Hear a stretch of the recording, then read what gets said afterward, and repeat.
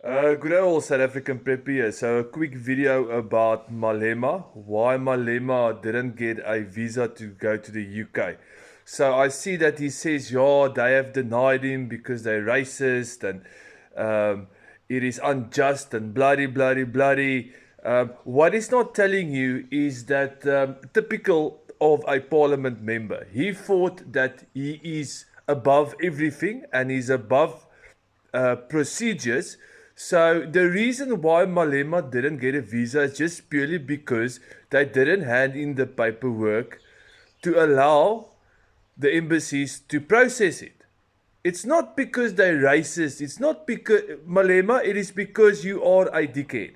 You did not follow procedures, and you thought that because you are Malema, you can actually just drop off the paperwork and tell them to quickly do it for you because you are Mr. Mighty Big Head in South Africa. Well, they gave you a nice big middle finger, Mr. Malema. So stop being like a little child that didn't get its sweeties. You couldn't go to the UK because you didn't follow procedures, and they actually apologized to you and said to you, "Listen, buddy.